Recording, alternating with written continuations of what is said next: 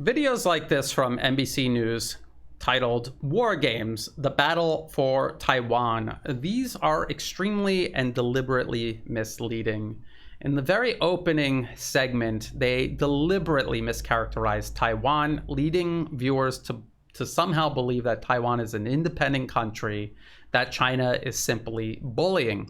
They even asked the question, and this was the whole point of the war game, what would the US do if China invaded Taiwan? Yet, as I'm about to explain, China would never resort to military force unless provoked by the United States in the first place. So this video is an answer to videos like this by NBC News, War Games, The Battle for Taiwan, and all of these other Western media outlets trying to predict or analyze what China would do to forcefully reunify Taiwan.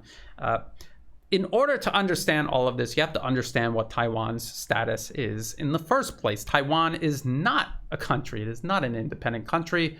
No country on earth recognizes Taiwan, the island, as an independent country. Even the administration on Taiwan itself does not consider itself an independent country. It is officially known as the Republic of China, and it claims to be the sole legitimate government of all of China, which includes the mainland, which I think we can all agree is extremely unrealistic, if not utterly ridiculous. And this is why most nations on earth recognize a one China policy with Beijing, that there is only one China, which includes Taiwan. There's only one single government of all of China, and that is the People's Republic of China, based in Beijing, not the Republic of China based in Taipei.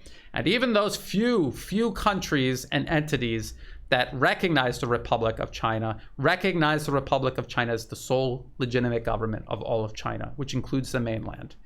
Which again is extremely unrealistic. It is a holdover from the Cold War. There was a civil war in China. The Communist Party of China, CPC, won, and the Republic of China lost. And they fled to the furthest corner of China, and that's where they sat, and they refused to reconcile with the winning side. That was the Kuomintang Party on Taiwan. First generation refused to reconcile with the mainland. Successive Kuomintang leadership began a reconciliation process with the mainland, and until very recently, it was heading in the direction of a very slow, gradual, conditional reunification with the rest of China.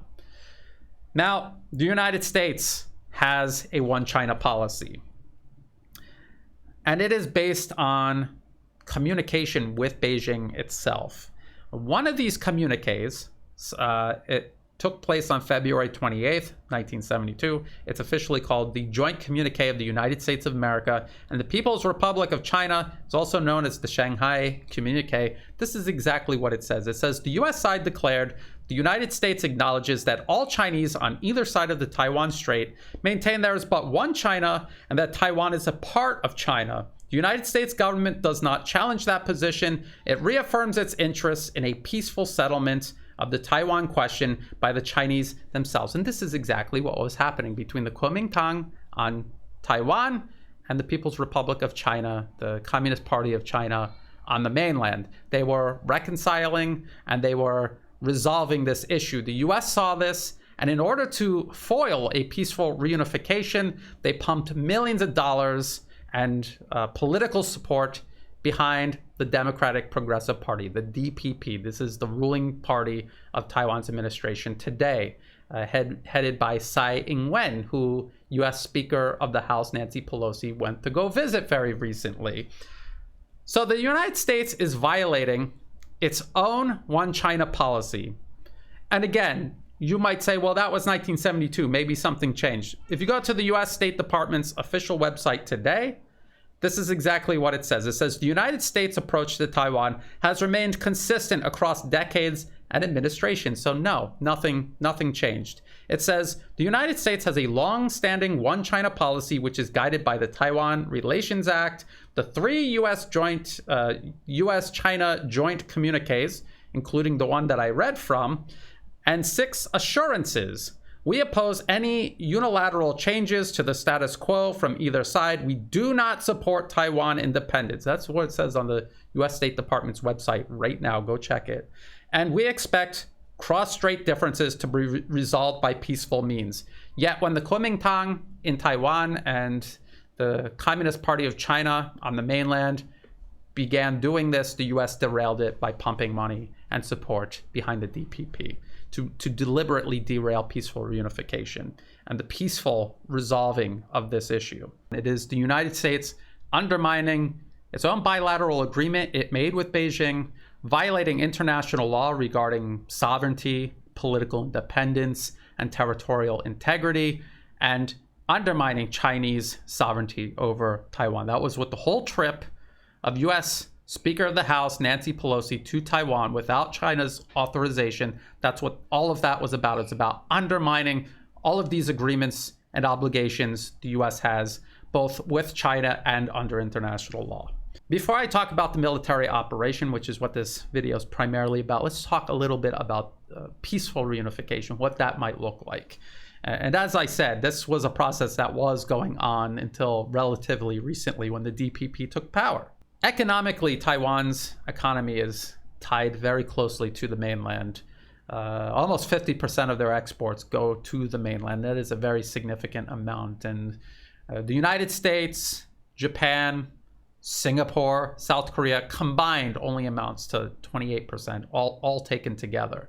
And it would be through additional economic opportunities for businesses and investors on Taiwan and vice versa on the mainland between each other. That is how Taiwan would eventually be integrated. If the United States remained uninvolved in all of this, if they were not meddling, if they were not propping up the DPP and promoting separatism in Taiwan, eventually Taiwan would be fully reintegrated with China. Their economy is heavily dependent on chip manufacturing and electronic components. Their biggest companies are chip manufacturers and electronic component producers. The biggest is TSMC. This is the largest company in Taiwan, and the US clearly sees the future of Taiwan, at least the future the US has in mind, in store for Taiwan. It is to use it as a battering ram against the rest of China, just like the US is using Ukraine as a battering ram against Russia. They know that there's no future for Taiwan if this plan reaches fruition. And so what they've already started doing is investing in domestic chip production in the United States. And they forced TSMC to divulge trade secrets so they could essentially strip mine everything valuable about TSMC, bring it to the United States. And so when Taiwan was burned to the ground, they would have everything they needed already in the United States. So they're pulling the economic rug out from under Taiwan. Who is going to step in and help Taiwan? Who is going to be able to offer alternatives, economic alternatives for Taiwan? The rest of China, of course. And so if the US just took its hands off of this whole process, that is exactly how Taiwan would reunify with China. It would be peaceful and it would be best for everyone on both sides of the strait. But that's not what the United States wants. No, they want to put a political party into power that is going to pursue separatism, whether overtly or covertly, and they want to stir up as much trouble as possible. And they will destroy Taiwan in the process, just like they're destroying Ukraine in the process of waging proxy conflict against Russia. So if peaceful reunification is not possible, and before resorting to military options, China might use some of its economic leverage over Taiwan. If they wanted to destroy the Taiwanese economy, they could just stop trading with Taiwan. They don't even need to perform a blockade. They could just stop trading with Taiwan and the economy would collapse. And the DPP in power would be out of power most likely, and someone more reasonable would hopefully take their place. And then Taiwan could be back on the path toward peaceful reunification. Why would China choose the military option? If there's this economic option they can use to put pressure on the DPP, probably get them out of power, get someone more reasonable to take their place, why would they resort to military means.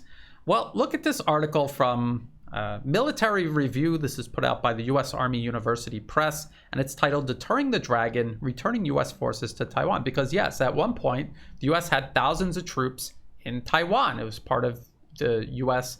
containment policy against China.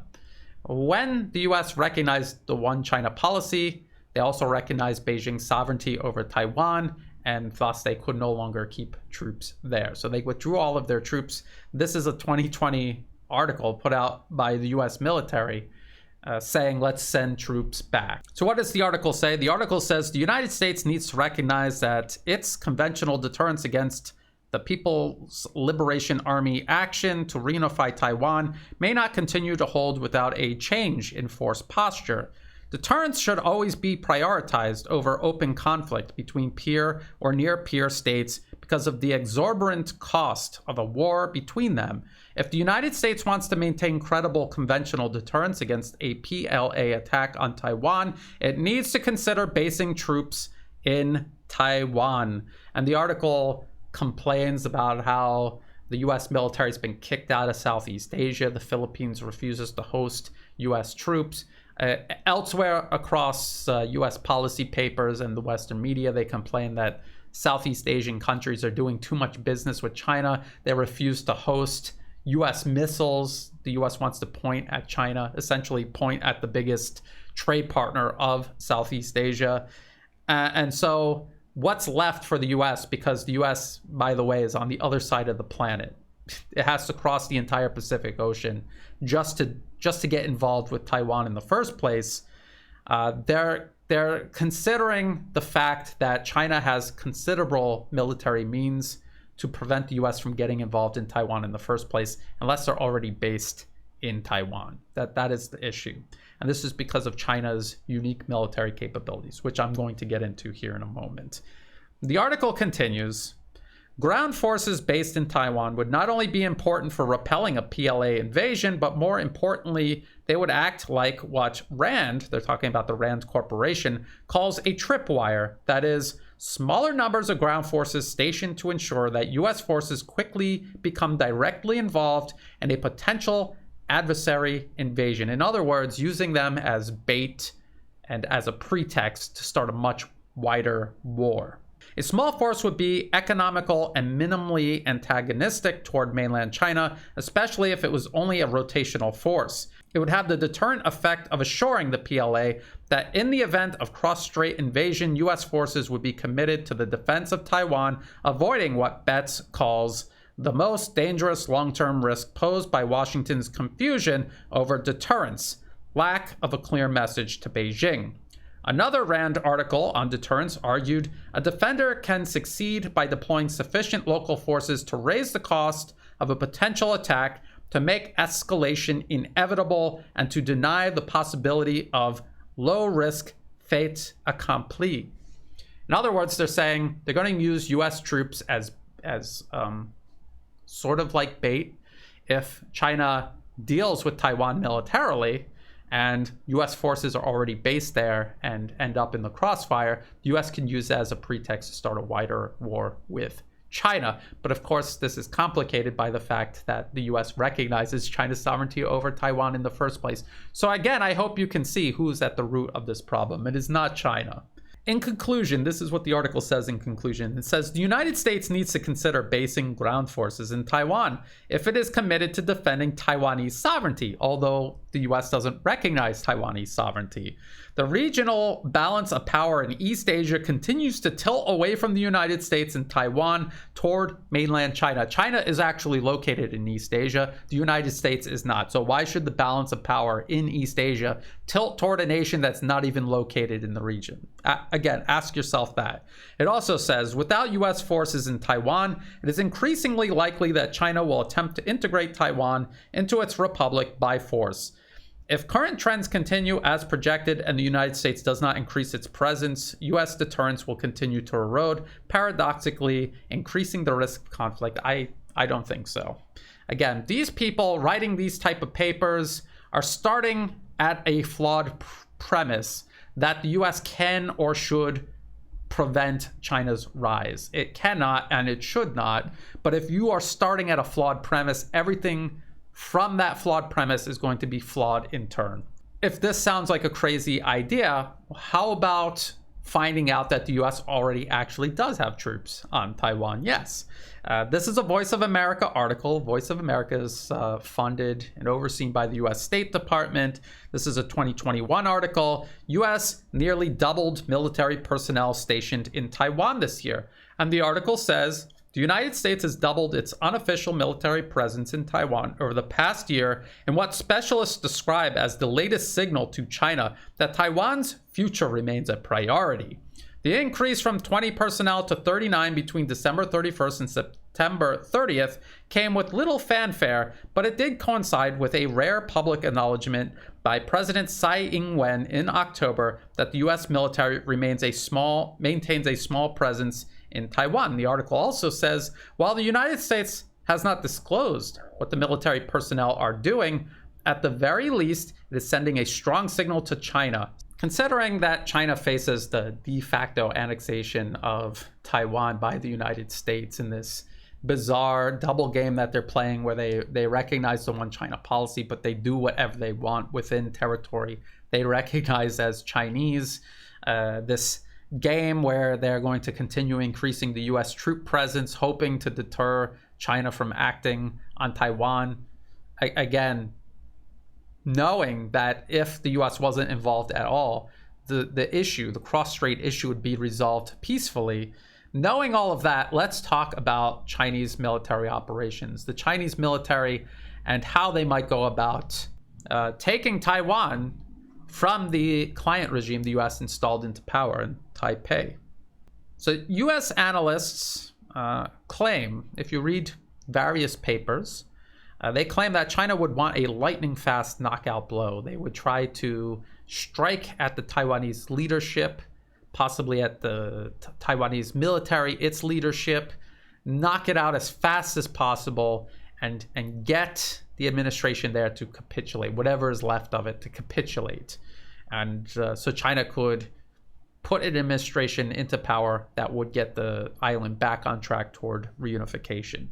Now, I think that would be part of the plan. However, just like we saw with Russia and its operations in Ukraine, you would have a lightning fast option prepared and you would try to execute it. At the same time, you would have prepared for protracted combat. In case that didn't work, the first option didn't work, you would have a much longer and forceful military option to fall back on. And I really believe that not only China would consider that, but that is what they're actually already preparing for. It's not just about fighting forces on Taiwan, separatist forces on Taiwan.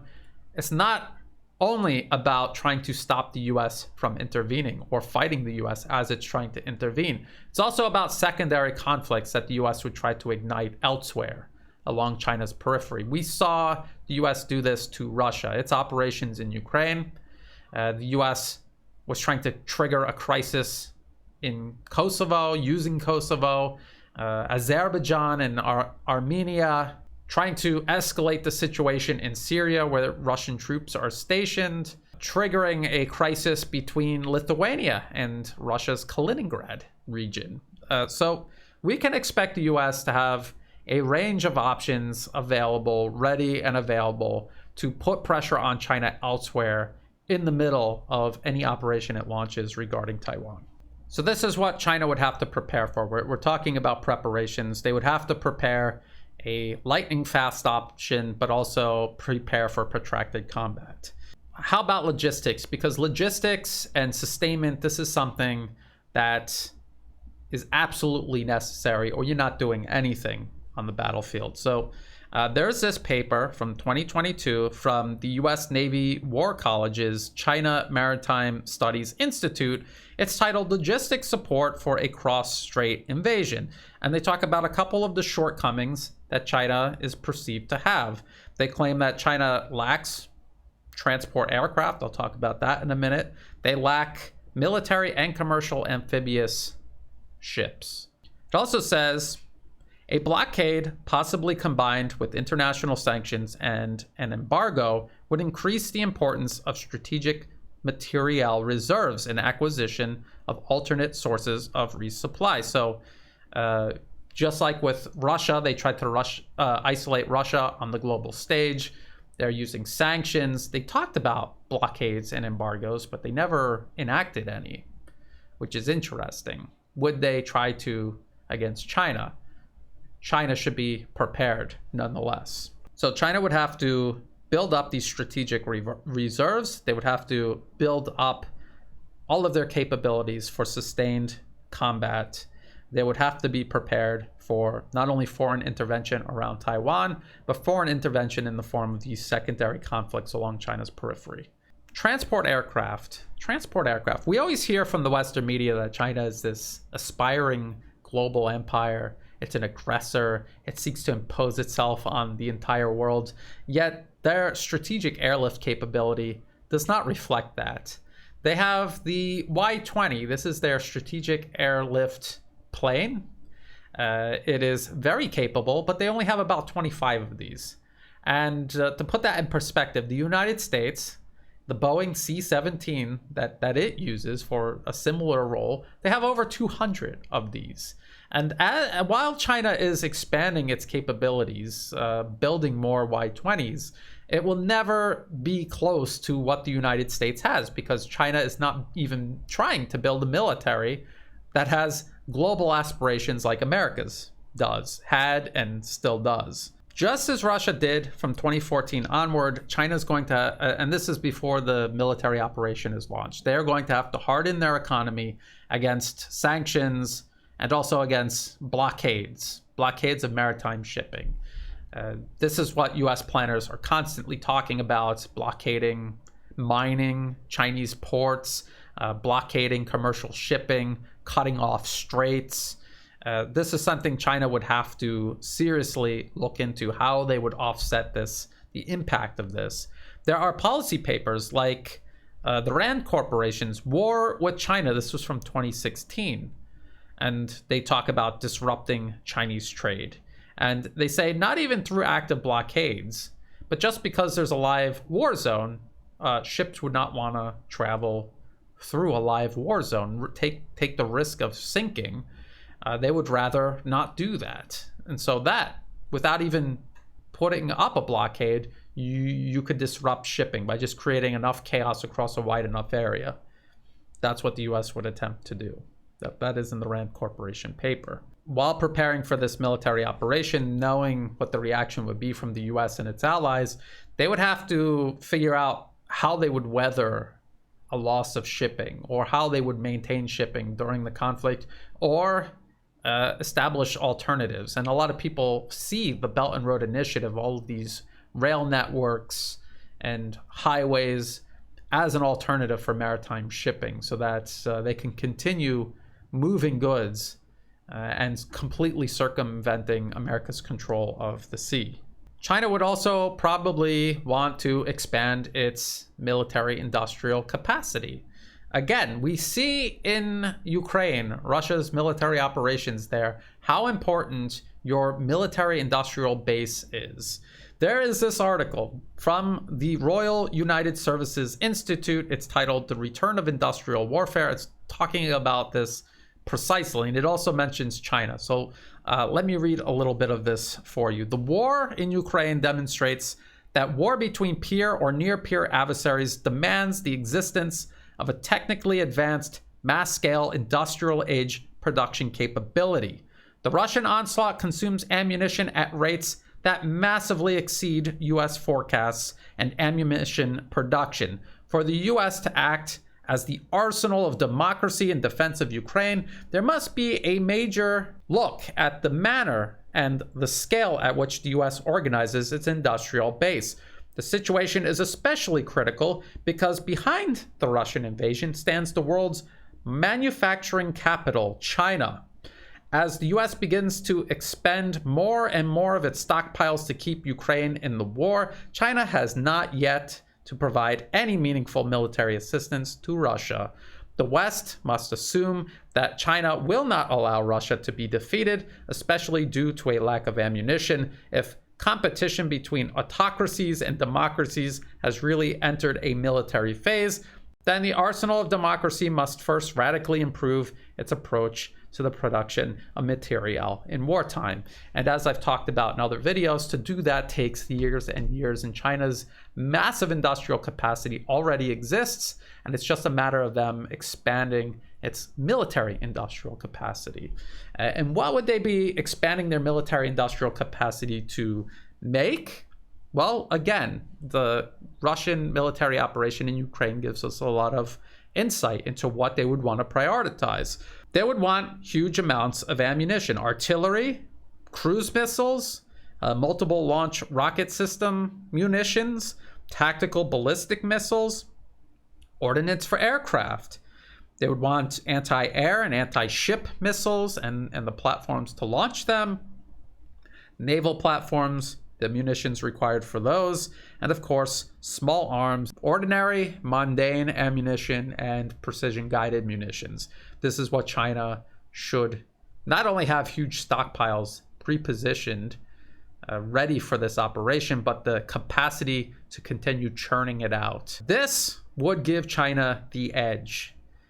Even if the United States entered a conflict with China, attempting to intervene, provoking China in the first place, to conduct military operations against Taiwan, and then attempting to militarily intervene. Even if they entered into this conflict with a technological edge, China's superior military-industrial capacity would give them the edge over time. So the longer the conflict went on, the worse it would be for the United States. Just like what's going on in Ukraine for the Ukrainian military, despite all of the Western backing that it's receiving. Now, this is all of the preparations. Of course, we could imagine that right before launching the operation, China might try to pull some of the economic levers that it has to place pressure on, say, the DPP if they were in power and they were trying to provoke a crisis. An ultimatum could be given to, say, the DPP administration. They'll be given a deadline, and then what would the actual military operation look like if it wasn't just launched out of the blue, trying to take advantage of the element of surprise. When the military operation is finally launched, there will be several phases. From my analysis, there will be several phases required to do this.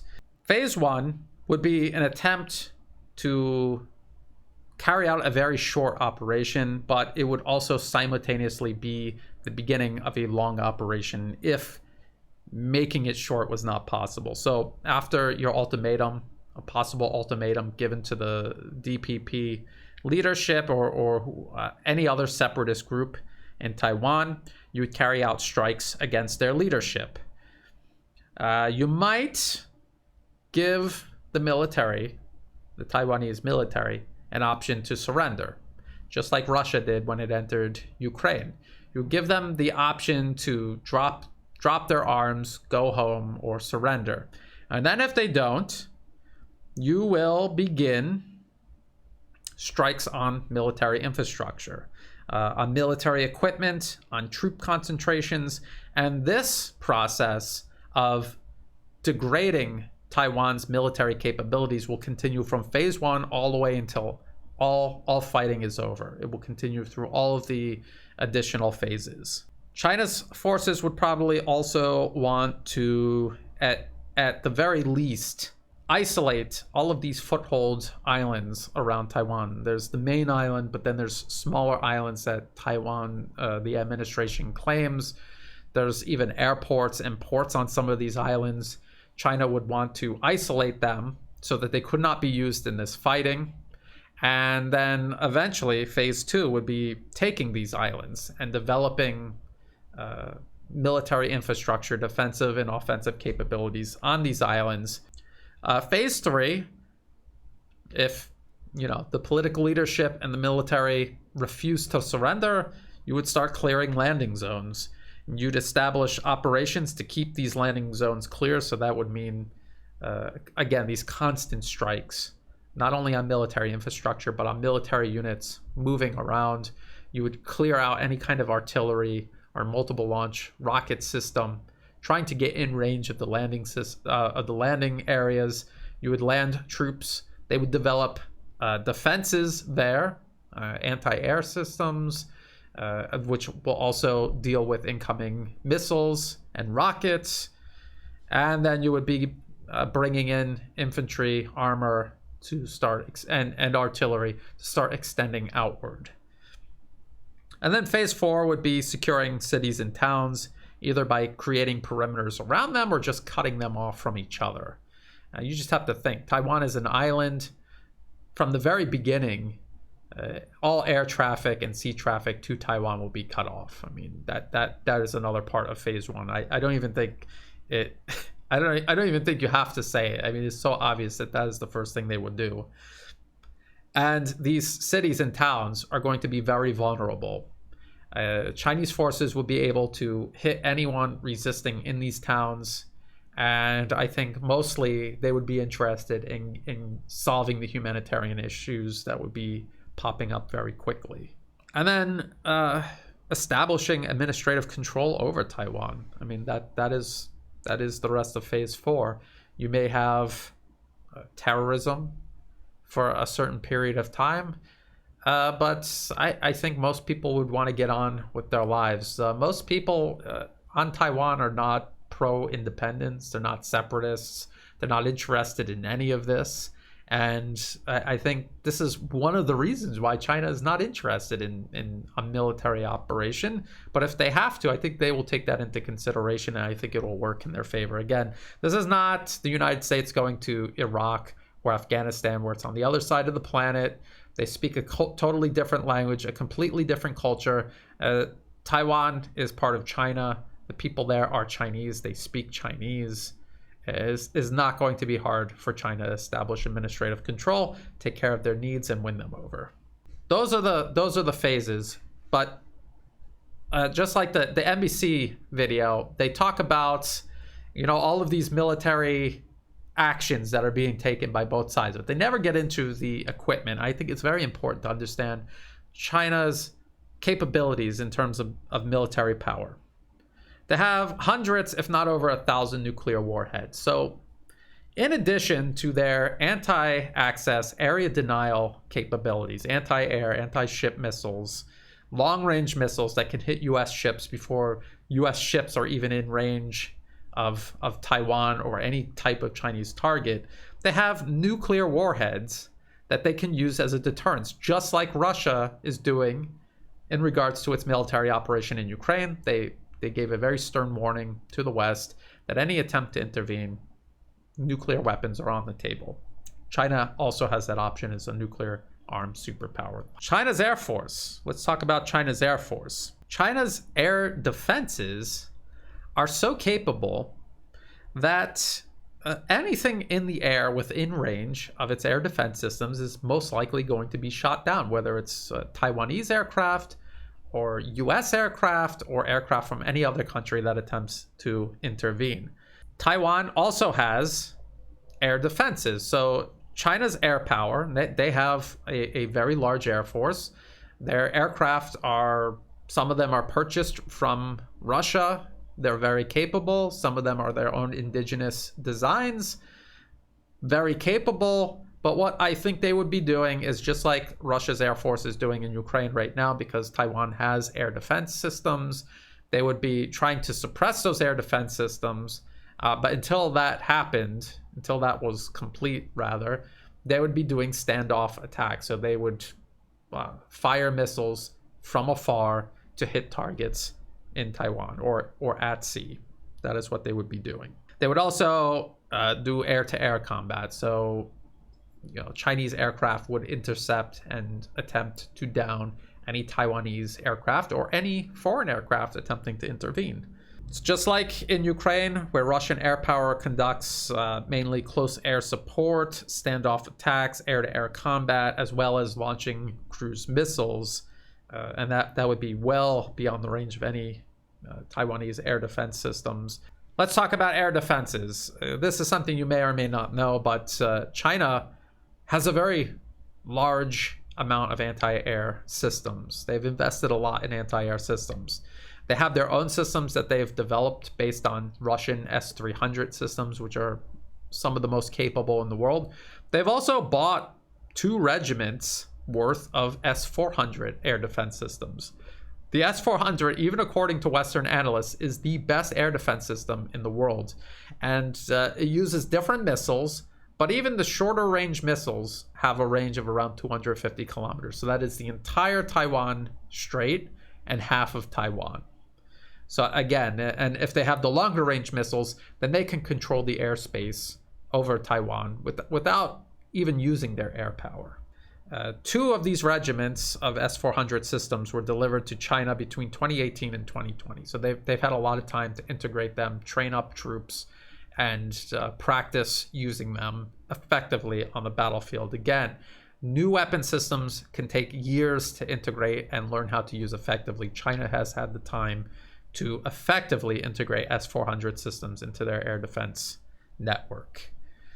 China also has a large number of Tor systems bought from Russia. They've also developed their own HQ-17 system based on the Tor.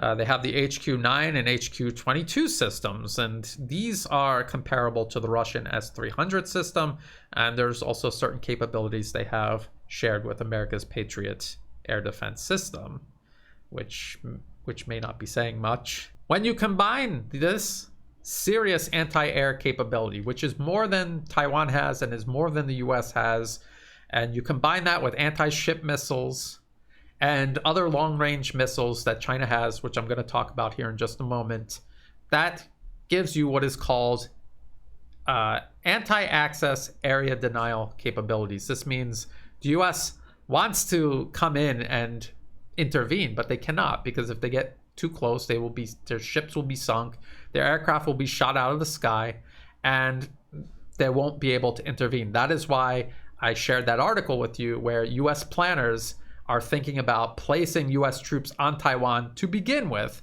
because if it's up to them closing in to get involved, it will be too late. They will not be able to. They will be kept out of arm's reach. If you look at the situation in Syria, since 2015 when Russia intervened, because of their air defense systems, because of their ability to sink naval vessels, the US has had to give Russia and its Syrian and Iranian allies space in Syria. We can expect a similar situation to develop in and around Taiwan when China deploys its forces there. Now, missiles. We can see that how important missiles are by looking at Russian operations in Ukraine.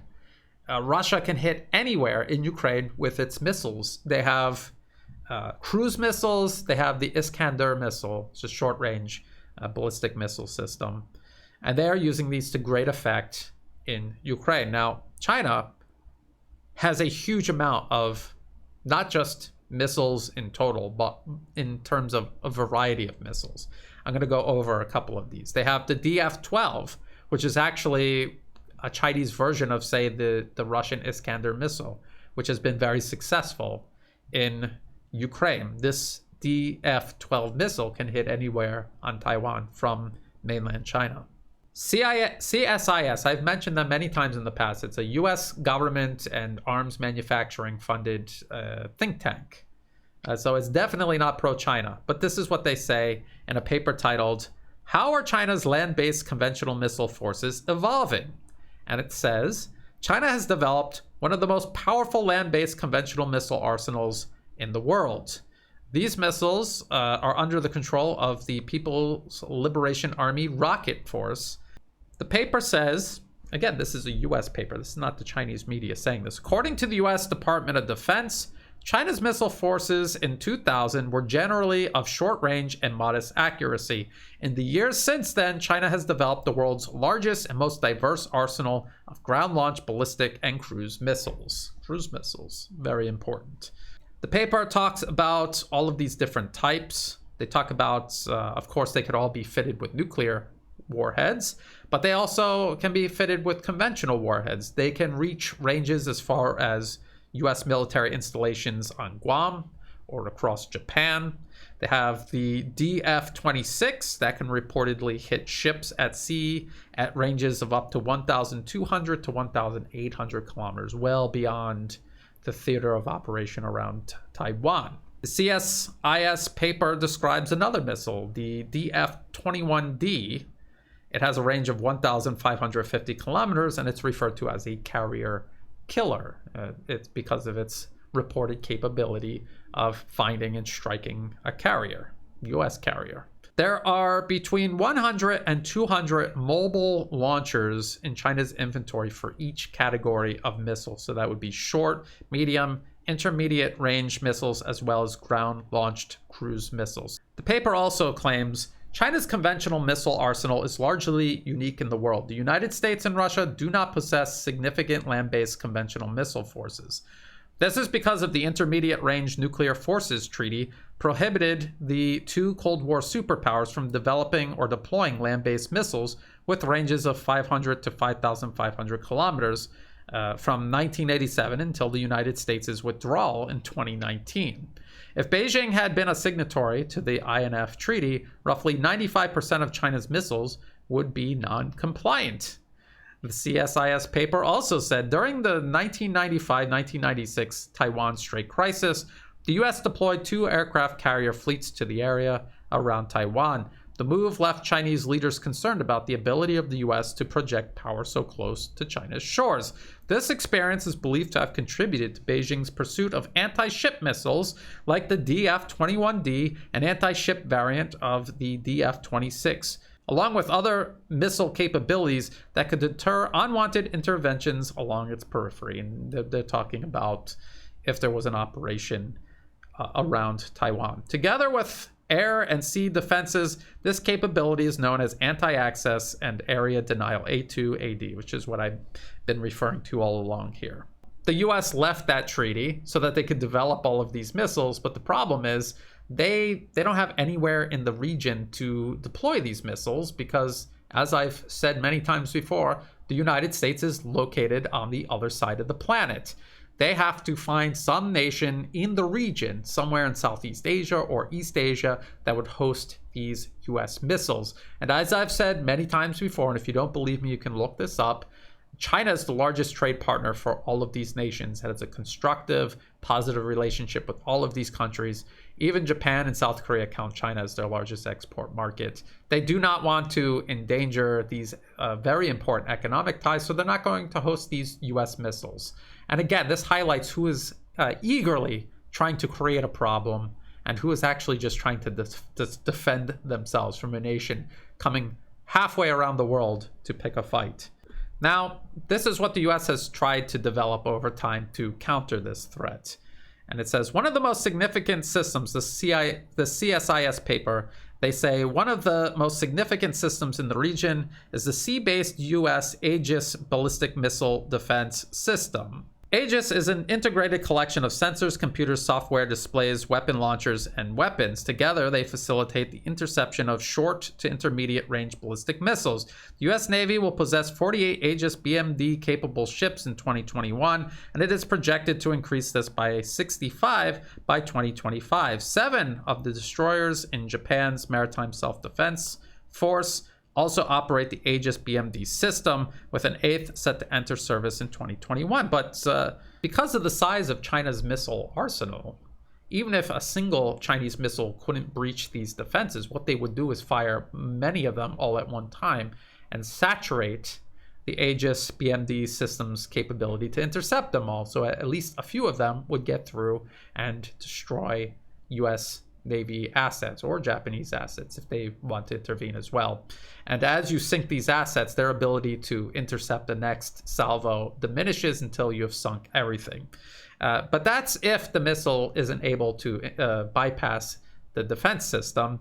China also has the DF-17. This is a hypersonic missile designed specifically to breach anti-missile defense systems like the Aegis BMD system. So China has thought about this, and they have created this huge missile force specifically to overcome any potential defense system the U.S. tries to field. Again, the U.S. has to come halfway around the world to do this, but China has an answer just in case they do. Now, we're talking about missiles. From the mainland, China can hit anywhere on Taiwan and anywhere around Taiwan. They can deter the US from intervening, the US and any of its allies from intervening, and they can hit any target that they want in and around Taiwan. They can use cruise missiles, they can use these ballistic missiles, short range, medium range missiles to hit military targets all across Taiwan. They have an air force. Again, they can do standoff attacks, hitting targets on and around Taiwan. China also has a very capable multiple launch rocket system force, MLRS force.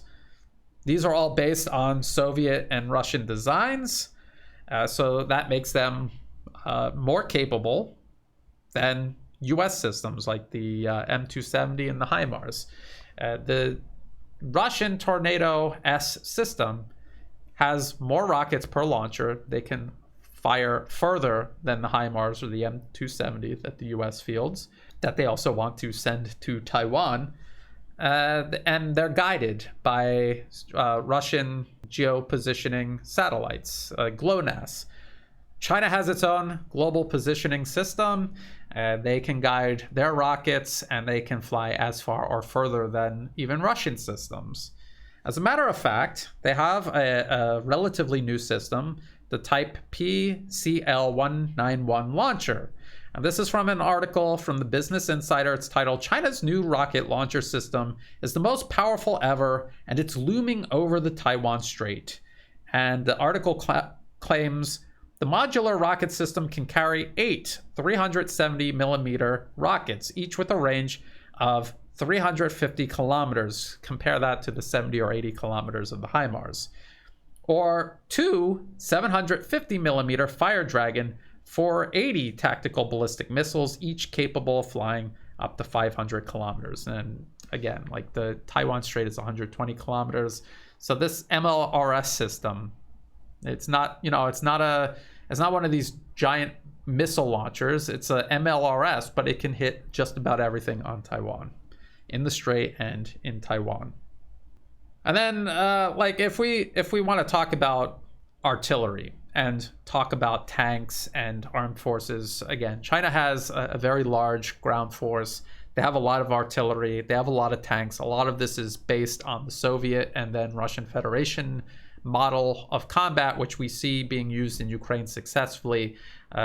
China would be doing something very similar. They have their forces in some aspects organized very similarly, and they could, if they wanted, do a very similar process of slow incremental grinding combat if they wanted to.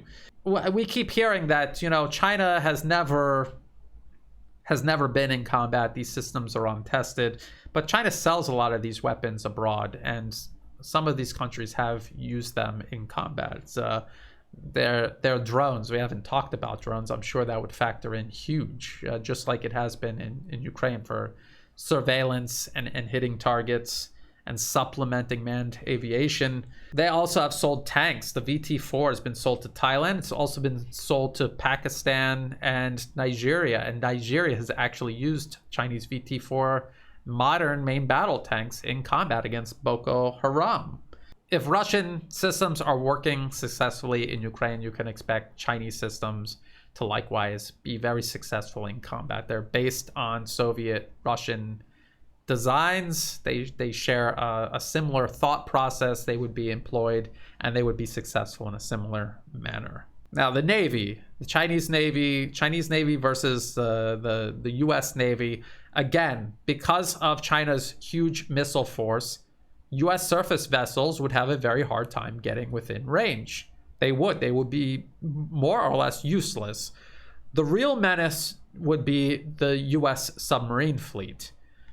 China and America have about a comparable submarine fleet. So China has studied the US submarine fleet extensively. They have a great deal of respect for US submariners, and they have in many ways tried to emulate certain aspects of the US submarine service in their own submarine fleet. Are there any modern examples of submarine warfare that we could draw from? Kind of. This is an article from National Interest. The article is titled, "The One Argentine Submarine Kept the Royal Navy at Bay During the Falklands War." The article would say, for most of the war, a lone Argentine diesel submarine, the San Luis, opposed the Royal Navy at sea. Not only did the San Luis return home unscratched by the more than 200 anti-submarine munitions fired by British warships and helicopter, but it twice ambushed anti-submarine frigates. Had the weapons functioned as intended, the British victory might have been bought at a much higher cost. And what they're saying is this Argentine diesel submarine was in terrible condition, poorly maintained, the crew not very well trained or prepared, the commander was competent, it was a lone submarine in this conflict. It posed a threat to the British Navy. Now, the British had their own nuclear propelled attack submarine, the HMS Conqueror, and it sank the Argentine cruiser General Belgrano. So there were successes on both sides, I guess you could say.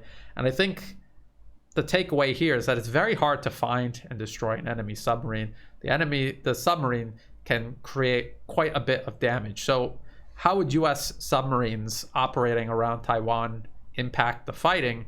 Well, I think they would be able to take quite a toll out on cross-strait shipping. That's for sure. They'd also be attempting to launch cruise missiles at targets, possibly on mainland China. But then again, China has these air defense systems that could protect anything essential the U.S. would be trying to destroy. You know, we've seen this same process unfold in Syria and now in Ukraine. These Russian air defense systems and Russian-derived systems are very successful at what they do. So the U.S. submarines would be possibly wreaking havoc, but then Chinese submarines would be hunting them. It's hard to tell how that would play out, whether they would be able to find each other and destroy each other's submarines. Apparently, that is a very hard thing to do. But surface vessels on both sides would be taking a heavy toll because China would be able to operate against U.S. surface vessels in a number of ways, missiles and their own submarine fleet, and Chinese cross-strait shipping would be targeted by U.S. submarines. So that's something to consider. Again, this is the best we can do with the information we have at hand. It remains to be seen. Now, another factor to keep in mind is logistics, because without logistics, nothing else happens. There have been a lot of studies by U.S. planners and these think tanks, a lot of studies done on Chinese military logistics. And they say that's a pretty capable system. They have some shortcomings. They're vulnerable because they depend a lot on rail and road within China. But then you have to ask yourself, whatever problems China might have with their logistics during any operation against Taiwan, Taiwan is going to have many times over. It is an island. So once China cuts them off from sea and air, where are they going to get more supplies from? They're not going to. So China might have a vulnerable logistical system that takes some hits, is reduced in capabilities, but Taiwan will have no logistics taking place at all. Now, the Chinese military, the US military, Taiwan, they all have a lot of military capabilities I haven't talked about. I talked about what I think will be the main focus of any military operation in and around Taiwan. I don't think that there will be a military operation carried out by China unless provoked by the United States. And you see how the US is trying to provoke that by deliberately undermining Chinese sovereignty while at the same time claiming they're upholding it, by secretly, quietly increasing the troop number, the US troop number on Taiwan, which is considered Chinese territory. It's very provocative, extremely dangerous. They're doing this because they know if left alone, Taiwan will eventually reunify with China peacefully, and they don't want that. They either want to maintain it as a foothold and use it against China, or they want it to be a big bloody conflict that bleeds China, just like what they're doing to Russia through Ukraine. A lot of people say, doesn't Taiwan have the right to decide their own future? And if they want to be independent, why can't they be? Because they didn't decide to be independent. This is a decision being made by Washington. The Kuomintang, who founded the Republic of China and fled to Taiwan in the first place, That first generation, when it died out, the whole idea of the Republic of China asserting itself over all of China died with it. Successive leadership was more realistic, and they knew reunification was going to come. The current notion of Taiwanese independence is artificial. It's been planted there by the US. It serves US interests. It is pursued at the cost of everyone on Taiwan and on mainland China. And it's underwritten by millions of dollars the US pumps into Taiwan's internal political affairs every single year. The DPP, the Democratic Progressive Party, is the manifestation of this US support and interference. You cannot call Taiwan a democracy or self-governed if the US is pumping millions of dollars into its political system.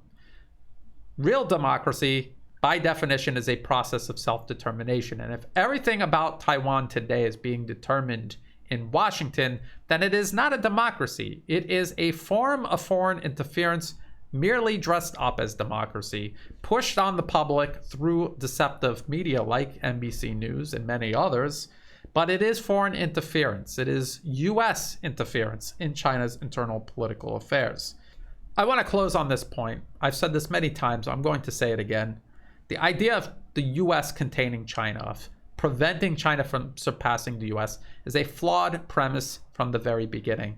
There are more than 4 times more people in China than the United States. They graduate millions more in essential fields like science, technology, engineering, and mathematics, essential for advancing technology and expanding your economy.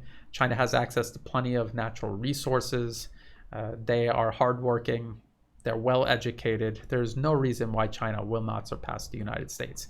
It is not even something that the US should be upset about. China is a bigger country. It should have a bigger economy. It should have more power politically, economically, militarily. The US should just simply learn to accept this.